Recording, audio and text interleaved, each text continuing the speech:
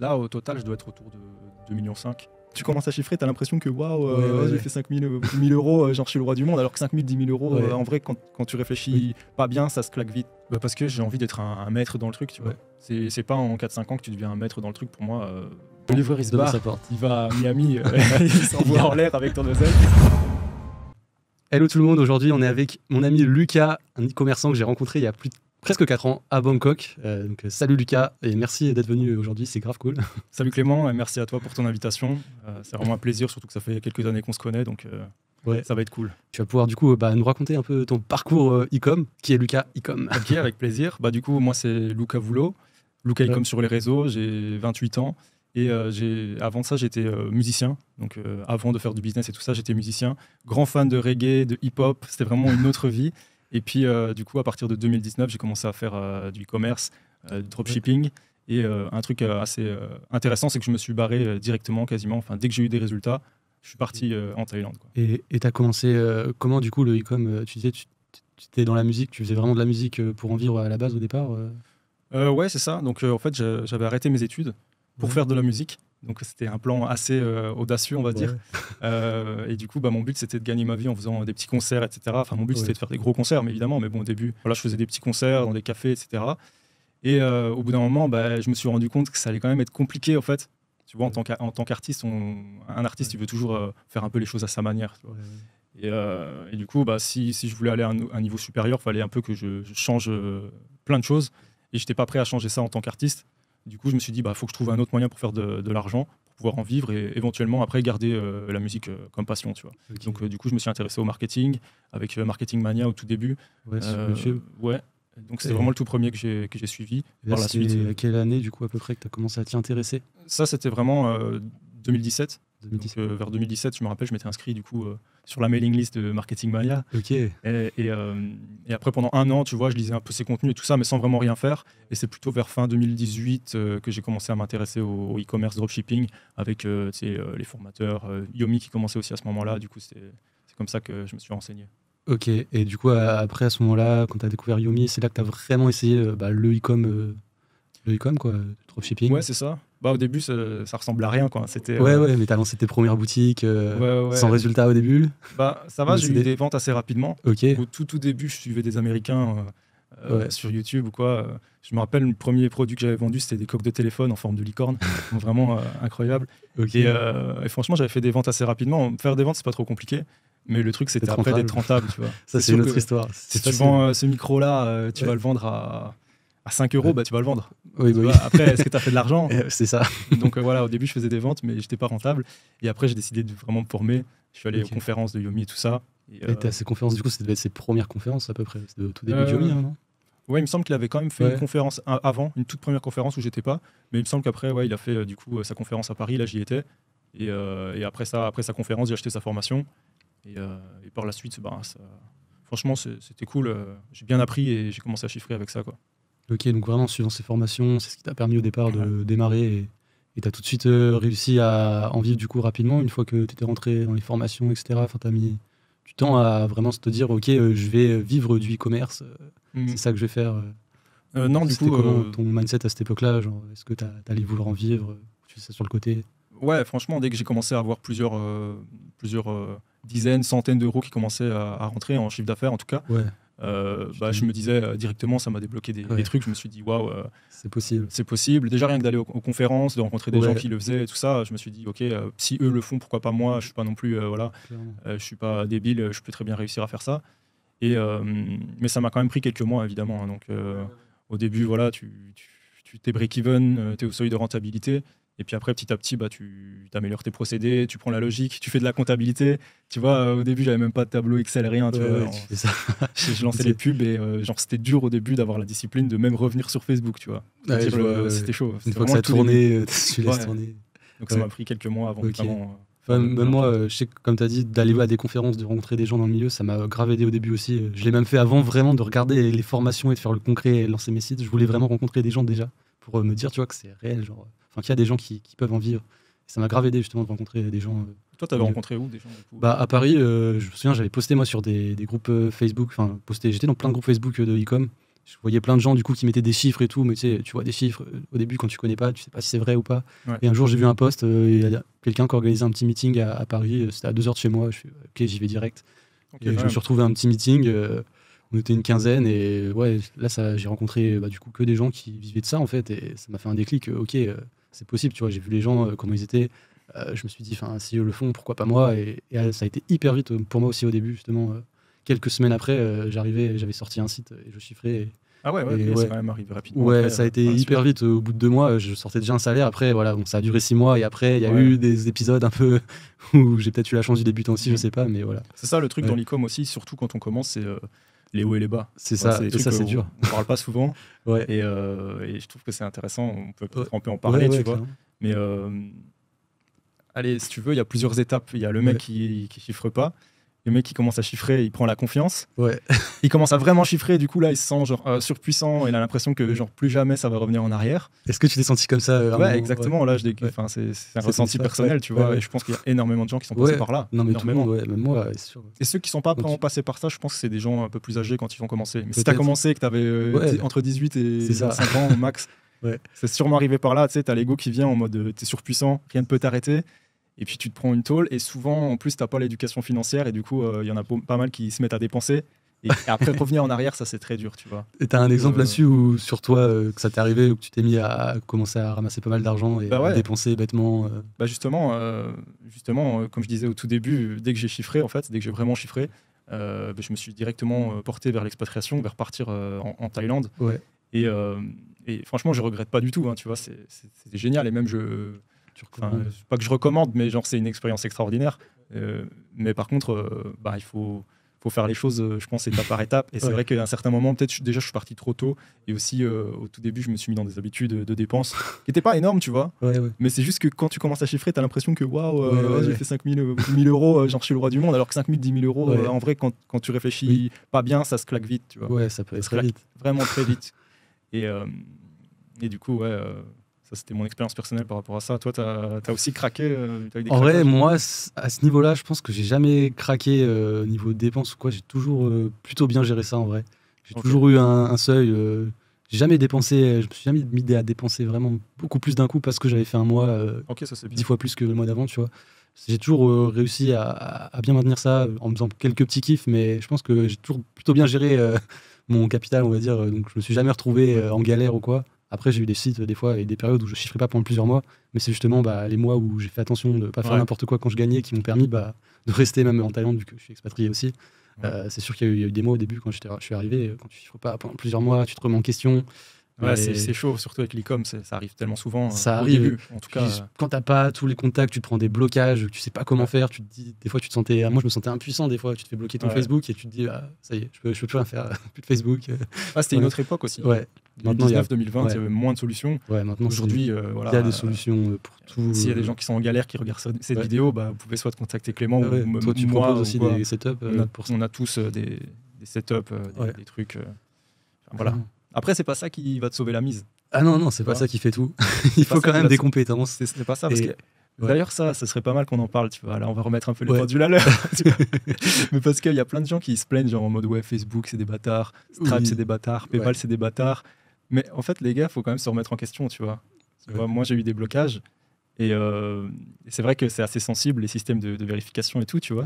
Mais il faut se dire que de notre côté, on a peut-être une responsabilité. Ah oui, et qu'on ne peut pas faire les choses n'importe comment. C'est sûr que si tu envoies des produits pas terribles, tu vois, des livraisons de 3 semaines. T'étonnes pas après, tu vois. Je suis pas en train de dire que en débutant, normal qu'on fasse des erreurs et tout.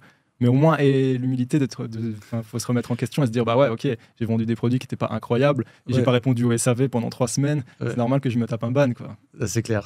Normal. C'est des choses qui arrivent et je pense qu'on en a tous eu au début. Et c'est sûr qu'au début, quand tu commences, tu peux pas faire les choses parfaitement. Même sans faire exprès, tu vois. Oui. Parce que quand tu scales, tu scales la première fois, tu sais pas en fait. Tu crois que scaler, c'est juste augmenter sur le bouton, dupliquer le budget, tu vois, doubler le budget. Mais en fait, non, justement, et après, il y a tout le fulfillment, il y a avoir un bon agent, il y a avoir un bon SAV, tu vois, la qualité du produit, ce qui est une qualité pourrie. Ouais, souvent, en plus, les produits, ils ont plusieurs qualités. Même sur AliExpress, quand tu demandes à l'agent, il peut trouver différentes qualités. Enfin, il y a plein de critères comme ça. Ouais. Toi, niveau e-com, actuellement, est-ce que tu peux parler un peu de ce que tu fais? Tu gères plusieurs boutiques? Niveau e-com, en ce moment, c'est plutôt Facebook, Google, pas mal de Google. Et Bah justement, par rapport à toute cette première phase, ce qui a changé aujourd'hui, c'est plus de une recherche de plus de stabilité, tu vois. Mieux construire les fondations, on va dire, avant d'aller chercher plus haut, tu vois. Je préfère en fait bien construire la base et monter bah, voilà, avec des fondations solides plutôt que de ça, le problème, c'est que tout le temps, voilà, quand tu es au début et que tu n'as pas beaucoup de cash flow et tout, ton but, c'est de faire le maximum d'argent le plus vite possible. Parce que tu es broky, tu as envie d'avoir de l'oseille. Du coup, tu pousses sur le bouton scaler, ça fait boom comme ça, verticalement. Sauf qu'un truc fait comme ça vertical, une tour verticale comme ça au milieu de Bangkok, il y a un coup de vent et ça tombe, tu vois. C'est clair. Alors que si tu as un truc bien stable, tu as bien géré, tu as ton SAV qui est carré, tu as tes pubs qui sont carrés parce que tu sais ce que tu fais, tu as bien choisi tes produits parce que tu sais que certains produits sont soit pas de qualité, tu as bien géré tes marges avant de lancer tes produits. Enfin, vraiment tous ces petits détails qu'on ne peut pas savoir quand on commence et qui font que quand tu vas scaler, bah, ça tient, quoi. Ça permet de... C'est ça, et pour aussi durer sur le long terme, tu vois, pas avoir à refaire des boutiques toutes les semaines, tous les mois. Voilà, moi, c'est ce que j'ai fait pendant 3 ans et ça m'a épuisé. C'est ça qui m'a fait perdre beaucoup de temps, je pense, de justement pas assez, comme tu dis, construire des bases solides autour de ton business, de ton site. Je faisais tout trop rapidement. Je lançais un site, je scalais, je passais au suivant. C'est fatigant. Ouais. C'est fatigant parce que à chaque fois tu retombes à zéro, quoi. C'est ça. Mais là, depuis plus d'un an, justement, je me suis remis en question avec Tom, mon associé. On a fait des sites beaucoup plus déjà brandés avec tout un setup. Cash on delivery aussi maintenant, ça c'est autre chose, mais système de livraison ultra rapide. Et là, ça fait plus d'un an qu'on a des sites qui tournent tous les jours. C'est beau, ça. Déjà beaucoup plus satisfaisant que des sites qui font des hauts, des bas. T'es plus serein dans le business déjà en ayant justement des sites comme ça qui sont stables. Ouais, c'est ça, ouais, mais c'est l'importance de réussir à voir à moyen long terme. Il vaut mieux se dire je commence à faire 5K, 10K de bénéfices par mois en mode stable, plutôt que de faire 80K, de se mettre dans la galère, d'avoir plein de retours, des litiges partout, tout qui explose. Et au final, pendant 6 mois après, tu ne vas plus rien faire. C'est clair. Ça, pourquoi ? Pour avoir montré un dashboard où tu te dis ouais, regardez, j'ai fait...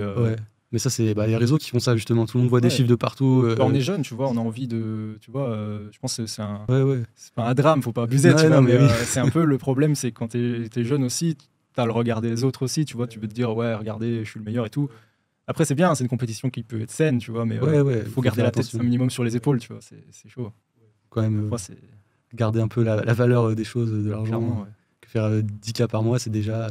c'est vachement bien en fait. Parce qu'on est entre nous, on est entre entrepreneurs. Mais des fois, j'entends des trucs qui me butent, tu vois. C'est genre, vous faites que 10K, je sais pas quoi, tu vois. C'est les brokis qui font 10K, mais non. Après, c'est vrai qu'il faut voir beaucoup plus haut, tu vois. Mais il faut rester quand même. Pousser, mais... faut avoir l'œil des deux côtés, tu vois. En vérité, quand même, déjà faire 10K par mois en mode stable, avec un business qui est propre et tout, qui est bien fait, franchement, c'est quand même déjà cool pour commencer. Après, tu vas voir plus loin, quoi, bien sûr. Ouais. Et toi, au niveau de tes boutiques, est-ce que tu peux donner à peu près un chiffre d'affaires total que tu as fait, je sais total. Pas, Là, au total, je dois être autour de 2,5 millions pour le moment. Ok, donc en 4 ans, 5 ans. Ouais, c'est ça. C'est déjà super incroyable en vrai. Ouais, ça va. Et du coup, aujourd'hui, tu arrives à avoir une stabilité sur tes sites. Ouais, en tout cas, je comprends ce que je fais, tu vois. Une stabilité quand même. Bah, après, il y a des fluctuations, tu vois ce que je veux dire. Mais ouais, en tout cas, je comprends beaucoup mieux ce que je fais. Et on va dire que je peux à la fois gagner et en même temps, je sais que genre demain, je peux recommencer un autre truc. Et ça aussi, ça donne une sacrée sécurité de te dire, c'est pas juste j'ai fait 20K ou 30K, c'est j'ai les compétences pour le faire c'est ça, dans un autre business.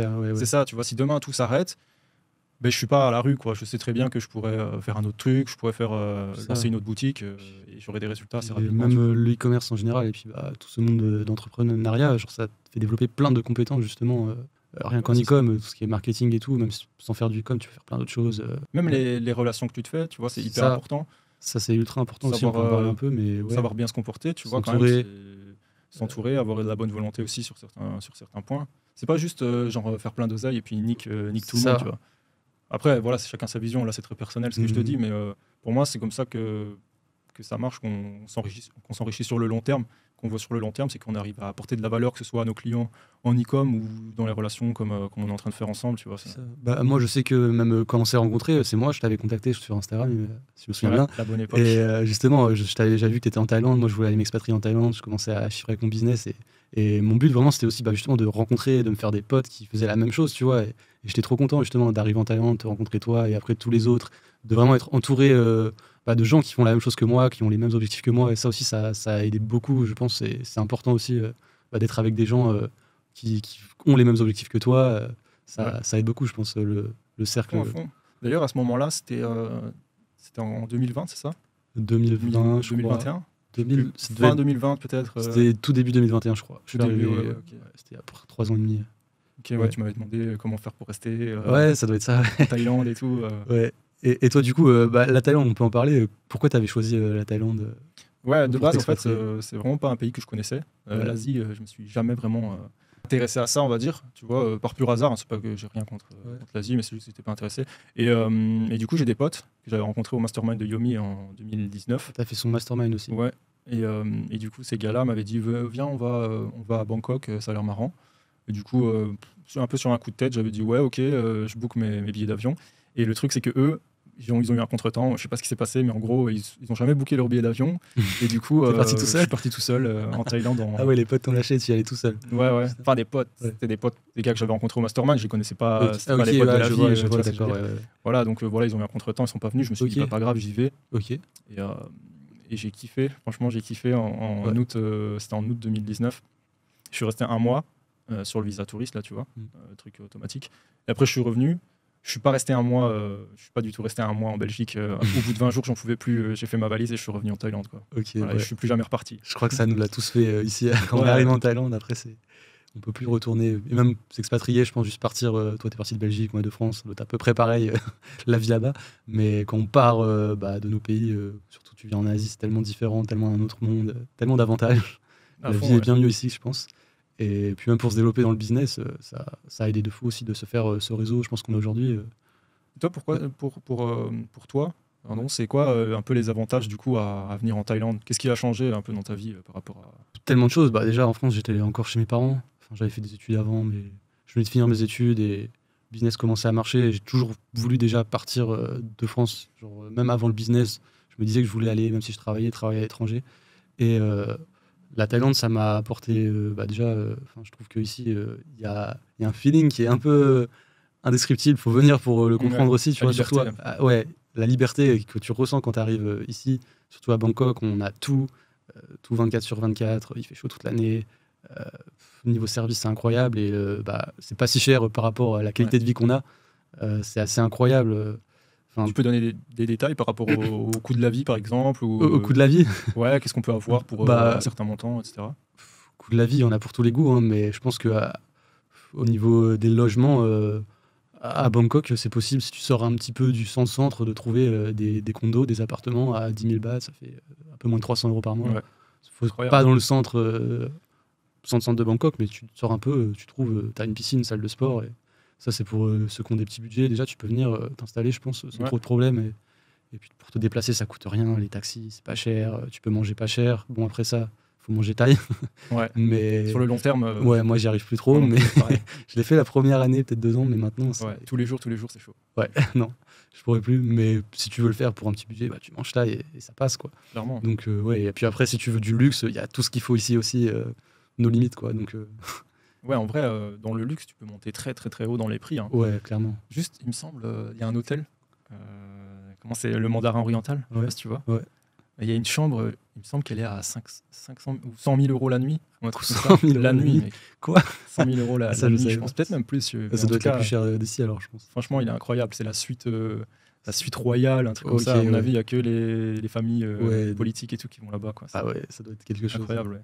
Ouais, c'est sûr que niveau luxe, en vrai, même tout ce qui est mall et tout ici, c'est incroyable. Ouais, niveau shopping mall, pareil. Il n'y a pas longtemps, je suis allé à Central World. Ouais. En fait, je connaissais, tu vois, je connaissais sur la carte. Parce que j'allais parfois à Paragon, CM Paragon et tout, c'est un autre centre commercial. Et je suis arrivé à Central World et c'était encore 2 fois plus grand que M-Quartier, tu vois. Je me suis dit, merde, c'est pas possible. Les gars, c'est pas possible. Ouais, c'est immense, c'est luxe, c'est propre, il y a tout. Niveau shopping, n'amenez pas... Et du coup, toi, je crois que t'en as pas parlé, mais avant la Thaïlande, t'as pas fait l'Estonie? Non, justement. Non, tu l'as fait. Oui, t'es parti après. Ok. Du coup, c'est pour ça, voilà. Du coup, c'est pour ça que c'est intéressant d'en parler, c'est que, comme je l'ai dit, voilà, je suis parti direct. Ouais. Et du coup, quand je suis parti, j'ai ouvert une LLC et tout ça. J'ai fait LLC, etc. J'ai fait d'autres structures, mais le truc, c'est que je me suis chopé plein de bans, de blocages, que ce soit Stripe, que ce soit PayPal, que ce soit Facebook. Vraiment, tout était à l'arrêt. C'était vraiment chiant. Ok. Et du coup, j'essayais de trouver des solutions et tout, mais vraiment galère. Et j'ai eu la chance d'avoir aussi des potes qui étaient en Estonie, qui m'ont dit vas-y, va en Estonie, tu vois, qu'est-ce que tu fais? Ok. Et à ce moment-là, du coup, c'était en 2021, donc c'était quand même genre 1 an et demi, 2 ans après que je me sois vraiment expatrié. Ok. Et c'est à ce moment-là que je suis parti en Estonie. J'ai fait ma société là-bas, j'ai réussi à avoir une structure qui était plus solide. Ok. Et à partir de là, ça s'est beaucoup mieux passé aussi, quoi. Ouais, donc tu as fait une société là-bas et Ouais. à partir de ça, tu as moins de problèmes sur ton business, c'était plus solide. Ouais. Bah ouais, surtout pour le e-commerce, je trouve que Mhm. c'est une opportunité qui est quand même très intéressante parce que tu as des comptes en banque solides, Ouais.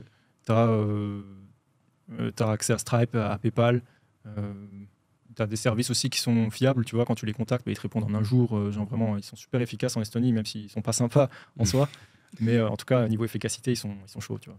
Ok, et du coup, tu peux aider aussi des gens à s'expatrier là-bas, Ouais. à créer leur société. Effectivement, Tu du fais coup, ça, tu proposes ça là. j'ai déjà, en fait, au début, on me demandait, tout simplement, Ouais. quand j'étais à Bangkok, je rencontrais des gens, on me demandait des renseignements par rapport à ça. Et du coup, j'aidais, mais j'aidais un Mhm. peu à moitié, tu Ouais. vois. Enfin, pas à moitié, Ouais. mais je pouvais pas. Les gens me posaient des questions, je leur répondais comme ça, quoi. Et du coup, il y a quelques potes qui se sont expatriés, un pote, deux potes, trois potes, quatre potes et tout. Et je me suis dit, mais en fait, pourquoi je fais pas ça carré?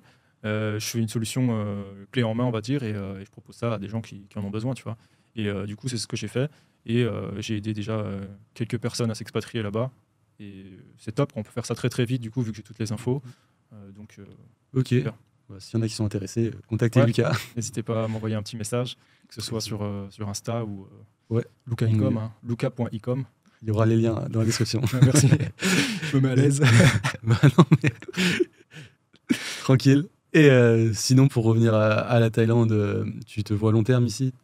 Ouais, franchement, ouais. En tout cas, pour avoir une base, je me vois quand même bien en Thaïlande. Après, en vrai, je me vois quand même pas mal voyager parce que quand je suis arrivé, c'était un peu ce que je voulais faire. Je voulais quand même avoir un peu un lifestyle digital nomade, enfin, pas vraiment totalement digital nomade, mais quand même plus voyager.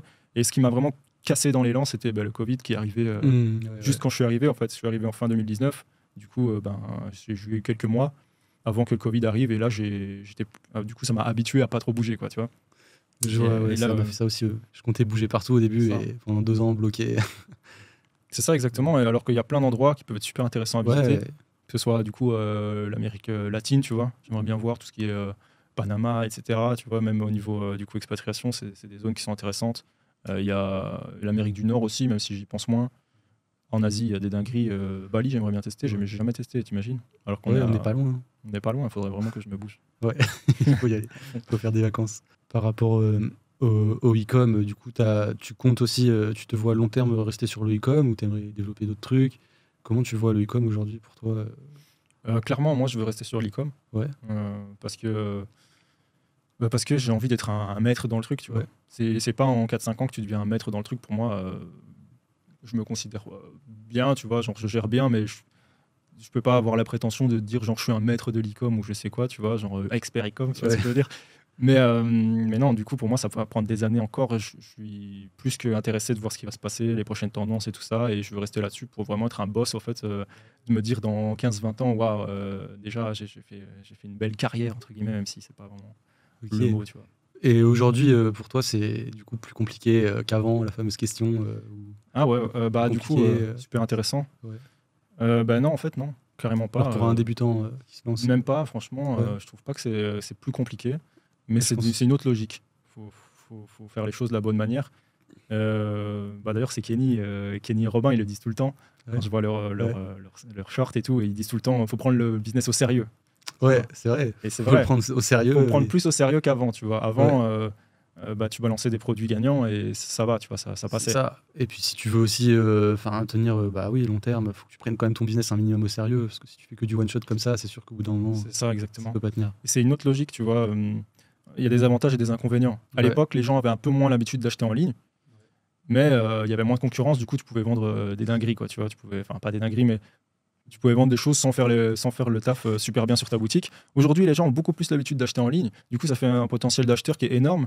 Par contre, il faut les satisfaire de la bonne manière, quoi. Tu peux encore, mais c'est beaucoup plus difficile d'arriver de balancer un produit et que ça prenne comme ça, quoi. C'est ça. Je pense que même les sites, faut qu'ils soient quand même plus développés qu'avant, plus beaux. Mais Prends les après, choses au sérieux, quoi. ouais, Faut pas prendre les gens mais pour à des ce niveau-là aussi, rien qu'avec les IA aujourd'hui, tout est plus simple, je trouve, pour tout, même Par contre, copywriting, créer des images, créer des vidéos, tu peux tout faire avec les IA. ChatGPT, tu peux vraiment tout faire. J'aime cette IA, c'est incroyable. Quoi. Ouais. C'est mon nouveau meilleur pote. Ça peut vraiment être ton pote, en plus tu peux lui parler. Même pour tout, hein, que ça dans le business ou même d'autres trucs. Oui, mais pour tout, dans la vie. Pour aller à la salle ou quoi, tu lui dis ouais, fais-moi un programme, fais-moi une diète, je fais ça ce matin, je veux manger 150 grammes de prot, dis-moi comment je peux faire et tout. Il fait tout, même moi je l'utilise pour faire de la compta, des trucs, c'est trop bien. Ouais, il est trop fort. Ça simplifie la vie. Ça en vrai, rien que pour des débutants, c'est beaucoup plus simple sur plein de choses, pour plein d'autres business que le e-com. Pour tout le monde, franchement, aujourd'hui, si tu n'utilises pas l'IA, tu es en retard déjà, franchement. Ouais, c'est sûr. C'est abusé. Par contre, moi, je me dis toujours, avec toutes les infos qu'on donne à ChatGPT, un jour, ils vont nous sortir, c'est peut-être déjà le cas, hein, je sais pas, mais un ChatGPT Ads, ou je sais pas ce que c'est, mais ah ouais, ça se trouve. C'est pas possible, tu vois, il y a tellement d'infos. Mais là, ils connaissent toute notre vie, là. Ouais, c'est abusé. Tout. C'est trop fort. Parce que ça coûte vraiment rien en plus. Hein. Ouais. Ça coûte 20 € par mois. Et ça te change la vie. C'est abusé. T'as pas un lien d'affiliation pour ChatGPT en lien. Je sais même pas s'il y a. Sûrement. Je sais pas s'ils font de l'affiliation. Je sais pas. Je pense pas. Il n'y en aura pas, mais ChatGPT, je pense que je le taper sur Google si vous l'utilisez pas encore. Mais je pense que tout le monde est à peu près à jour.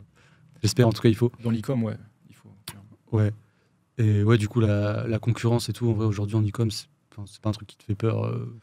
Surtout après plusieurs années. Non, pas du tout. C'est pas une question de peur. C'est juste qu'il faut prendre les bons modèles aussi. Tu vois, il faut observer les bonnes choses. Tout le monde est focus sur les autres concurrents dropshippers, alors qu'en fait, il faut pas réinventer la roue. Tu vois, tu regardes par exemple un produit gagnant, c'est l'eau qu'on boit tous les jours. Ben, regarde ce que font les grosses compagnies qui vendent de l'eau, tu vois, et fait plus ou moins la même chose, mais avec limite un branding, un positionnement qui est différent de tout le monde, quoi.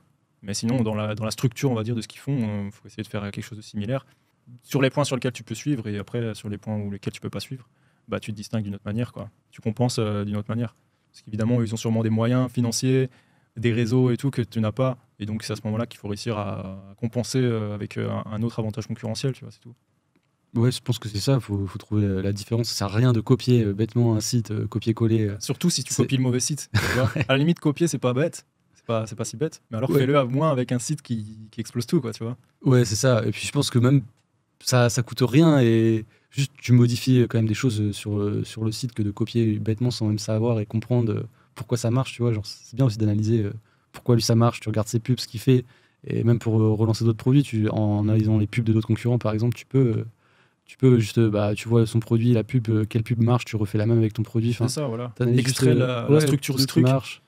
Tu voles la structure, mais tu le fais adapté pour ton produit, ta boutique. Je pense qu'en faisant ça, c'est accessible à tout le monde. Tant que déjà tu y crois et que tu mets les moyens derrière, ça fonctionnera toujours et ça évolue juste en fait. Parce qu'en 5 ans, il y a tellement de choses qui ont changé depuis que je pense qu'on a commencé. Ouais, quand même, ouais.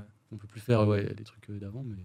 Après, il y a des trucs qui n'ont pas changé quand même. Hein. Ouais, à quel niveau le fait que en fait, c'est juste des gens qui ont de l'argent et qui ont envie d'avoir un service en échange, tu vois. Enfin, je veux dire, les basiques, ils changeront jamais. Ah oui, non, jamais. Et ça c'est pour ça qu'il faut se concentrer sur les trucs logiques et de base avant d'aller sur les petits détails, tu vois, les petits. Des gens, ils cherchent toujours les hacks, les petits. Ouais, non, il n'y a pas de hack. Ils veulent un hack pour trouver un produit gagnant, alors qu'en fait, ils comprennent même pas qu'il faut fournir un service pour avoir de l'argent en échange. Déjà, rien que tu comprends ça, tu es déjà un peu au-dessus de la plupart des gens. Tu vends un service. Et toi, pour toi, du coup, aujourd'hui, parce que je sais bien que du coup, vous êtes dans un système d'e-commerce qui est un peu différent de ce qu'on a l'habitude. Ouais. Pour toi, est-ce que c'est plus facile aujourd'hui de commencer en dropshipping ou en cash and delivery, tu vois? Justement, pour moi, ça va être plus facile en cash and delivery, mais les résultats ça va être plus de temps à arriver en fait. C'est parce que le cash and delivery, tu as une barrière d'entrée qui est d'avoir un stock en Europe, et tout ça, ça prend du temps à commander, il faut investir dans un stock à l'avance, et donc faut vraiment être déjà sérieux. Dans tous les cas, il faut l'être, mais là encore plus parce que tu vas devoir t'investir dans un stock et c'est pas comme quand tu commences en dropshipping, tu peux tester un produit tous les jours, lancer des ads, si ça prend, tu scales. Ouais. Et je trouve que y a déjà tellement moins de concurrence sur les marchés, nous, où on fait du cash on delivery, vu que c'est des marchés où la plupart tu peux vendre que avec cette méthode-là, sur les marchés par exemple d'Europe de l'Est où on est principalement. Et du coup, tu as tellement peu de concurrence que dès que tu vas lancer un produit là-bas, il y a beaucoup plus de chances que le produit fonctionne. Après, derrière, tout ce qui va être le process de la mise en place pour récupérer l'argent, vu que c'est du paiement à la livraison, ça c'est un peu compliqué, il faut avoir les bonnes infos, ça prend du temps. Donc à ce niveau-là, c'est peut-être plus compliqué la mise en place du business en lui-même. Par contre, trouver un produit qui fonctionne, je pense que ça va être plus simple, tu vois. Après, les deux fonctionnent. Toi, je crois que tu as testé récemment aussi d'en faire un peu. Ouais, j'ai commencé un petit peu, justement grâce à vous, en voyant vos vidéos et tout, je me suis dit, mais en fait, pourquoi pas. Ouais. Et après, voilà, c'est les balbutiements, tu vois, c'est vraiment le tout début. Mais justement, pour cette histoire de stock, en fait, je trouve que c'est un avantage et un inconvénient. Il y a des points pour et des points contre. Mais tu vois, tu disais d'un côté, les dropshippers peuvent lancer à la chaîne, etc. C'est très rapide. C'est vrai que du jour au lendemain, entre guillemets, tu peux avoir des résultats. Mais aussi, ça a un côté pervers, c'est que beaucoup vont jamais vraiment s'engager, tu vois, dans un projet. Parce qu'ils vont se dire, au pire, si ça marche pas, je change. Et du coup, au lieu de se concentrer, de se dire, ce projet-là, je le fais marcher, ils vont lancer ce projet, ils vont tester parfois même 10 minutes, tu vois, ils lancent leur pub. Oh, j'ai un CPM à 40 €. Ouais, j'ai dépensé 50 centimes. Comment ça se fait, les gars? J'ai 40 € de CPM. Laissez tourner vos pubs au moins une 24 heures avant au de minimum faire 24 heures, tu vois, surtout si tu es au marché US ou ailleurs, tu vois. Enfin, c'est des détails, mais du coup, COD, là aussi, tu peux changer rapidement, on va dire, parce que dans le testing et tout. Ouais, pour faire des testings. Après, par contre, une fois que tu as ton produit, tu dois quand même écouler le stock, en fait. Écouler le stock, ouais. Après, en général, on n'a pas de problème pour écouler le stock quand on fait un testing, ce qu'on valide selon certains critères, tu vois. L'expérience et tout. Voilà, mais après, l'avantage aussi, c'est de ne pas pouvoir se faire copier comme ça du jour au lendemain. Parce que aussi, ça met de la barrière à l'entrée. C'est une grosse barrière à l'entrée sur plein de trucs. Après, voilà, il y a la gestion de stock. Et ça, c'est le truc que justement, en dropshipping, tu n'es pas censé du tout avoir. C'est d'ailleurs l'avantage du dropshipping à la base, de ne pas avoir à stocker ton produit. Ouais, et d'ailleurs, par rapport au stock, je me disais, toi, pour un débutant, tu recommanderais quoi comme budget? Un gars qui voudrait se lancer en cash on delivery? Parce que j'imagine qu'il faut un peu plus quand même de budget. Ouais, en vrai, l'idéal, je dirais autour de 2000 €. Ah ouais, aussi peu que ça, ok. Ouais, large. L'autre fois, justement, on a fait une interview avec Scott qui avait fait notre programme. Et il me semble qu'il avait dit qu'il avait commencé avec moins de 1500 €. Il avait investi dans un stock 1000 et quelques euros, il me semble. Il avait tout mis dans le stock? Ouais, il avait peut-être plus d'argent de côté, tu vois, mais il avait décidé d'investir ça dans le stock. Et non, on a même des gens dans la formation, je crois, qui commandent des stocks à moins de 500 $, tu vois. Après, ça va prendre beaucoup plus de temps pour eux pour commencer à faire des plus grosses sommes. Il n'y a pas de budget en soi. Enfin, oui, tu vas pas commencer avec 200 $, tu vois, ça c'est sûr. Mais en soi, tu peux commander un petit stock de 500 $ et peut-être ce stock-là, il peut te générer 5000 €. Donc au final, c'est des logiques différentes. C'est plus ou moins le même budget recommandé. C'est ça, et le budget, vu qu'en plus on fait des testings, vu que les CPM sont ultra bas sur ces marchés-là, on n'a pas besoin de dépenser beaucoup en ads pour les testings. Et le final, le budget, on va le mettre dans le stock. Et si on a bien validé le stock, si on a bien validé le testing, pardon, en général, le stock, il n'y aura pas de problème pour l'écouler, tu vois. Donc, l'argent que tu investis, tu es sûr qu'une fois qu'il est investi dans le stock, normalement, ça va tourner derrière, tu vois. Alors qu'en dropshipping, je pense que tu as plus d'argent à investir en ads, tester plusieurs produits. Chaque testing, je pense, c'est au moins 100 €. Moi, c'est ce que je faisais en général quand je faisais du dropshipping. Du coup, tu dépenses plus en testing, alors que là, l'argent est mieux investi, on va dire. C'est sûr qu'il n'est pas perdu une fois que tu as acheté le stock, normalement. Tu vois. Ok. Est-ce que tu penses que, tu vois, comme on a eu cette tendance en dropshipping où c'était genre pas trop saturé et que petit à petit, ça est devenu plus célèbre, les gens commençaient à plus travailler en ligne avec le Covid et tout, et au final, il y a eu beaucoup plus de gens sur le marché.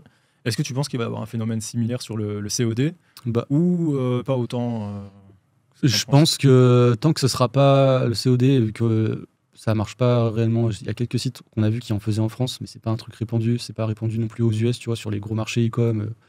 Et je pense que tant que ce sera pas quelque chose de répandu sur ces marchés-là, que la population, les clients finaux sont pas adeptes de ce moyen de paiement, tu vois. Du coup, personne ne le met en place sur ces sites-là, sur ces marchés-là. Je pense pas que ça va exploser comme le dropshipping, tu vois. Les marchés après, sur les autres marchés, mais il y a tellement peu de gens aussi qui s'intéressent à ces marchés. Ça va peut-être venir, tu vois. Nous, on en parle justement de plus en plus. Il y a des gens qui arrivent sur ces marchés, mais c'est pas encore un boom énorme. Mais je pense que ça vient petit à petit. Je sais pas s'il y aura un gros boom comme l'époque du dropshipping il y a 3-4 ans. Mais en vrai, ça grossit. De plus en plus de personnes en parlent, c'est sûr. Mais pour le moment, c'est quand même à des marchés assez vierges. Pas beaucoup de concurrence. Je pense que ce sera pas autant que le dropshipping. Ce sera pas autant parce que la barrière d'entrée est beaucoup plus. Rien que le fait de commander du stock, tu vas déjà perdre beaucoup de gens qui n'ont pas envie de faire l'effort, en fait, tout simplement. Tu vois. Exactement. Mais du coup, ceux qui se lancent, c'est généralement, tu vas vraiment créer ton business, tu vois. Et je trouve ça plus satisfaisant pour nous, depuis qu'on fait ça, de vraiment posséder son stock qui est en Europe, tu tes clients 2-3 jours. C'est plus satisfaisant, j'ai plus l'impression d'avoir vraiment quelque chose de concret que juste dropshipping. Après, j'ai jamais développé de vraie marque quand je faisais du dropshipping, c'était plus site sur site, donc voilà. Mais en tout cas, on va dire les mots-clés, c'est vraiment barrière à l'entrée, tu vois. Ouais. C'est pareil que ce soit dans le COD ou dans le e-commerce aujourd'hui. Il faut que tu aies une barrière à l'entrée, il faut que tu aies un avantage concurrentiel qui te distingue de toute la masse qui fait un peu n'importe quoi. Si toi, tu arrives et que tu fais aussi n'importe quoi, en e-commerce, tu n'y arriveras pas. Et en COD, peut-être tu as moins besoin de pousser le délire au niveau du branding et tout, parce qu'il y a moins de concurrence. Mais du coup, le fait que tu dois faire le stock, ça dégage pas mal de gens. Quoi. Ouais, ça dégage énormément de gens. Ouais. Ça fait peur d'investir dans un stock. Ouais, quand même. Tu sais jamais si ça va vraiment arriver et tout. Ouais.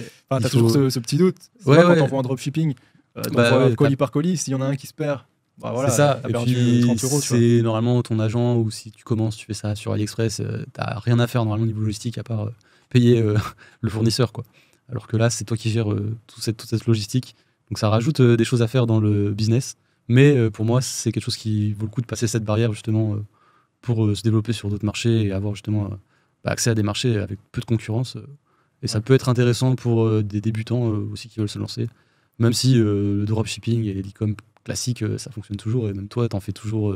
Et ça marche très bien. Donc Ouais. Mais du c'est coup, différent. une question intéressante que je me posais, c'est est-ce que, imaginons un gars qui fait du e-commerce, qui a une brand, on va dire, en monoproduit, Ouais. pas en mode plein de produits, mais un monoproduit, est-ce que ce serait intéressant pour lui de se mettre sur un marché cash on delivery, tu vois? Bah ouais, carrément. Je pense qu'il faut juste faire des testing d'ads et voir le nombre de commandes, s'il y a des bons ROS, des bons retours, etc. Mais ça peut être grave intéressant de se développer s'il a déjà une marque en place, Et du encore coup, plus. ce serait quoi à peu près le process? Genre, imaginons le gars il regarde la vidéo, Ouais. il se dit ouais, je peux aller taper 10K, 20K en plus par mois juste en appelant Clément, tu vois.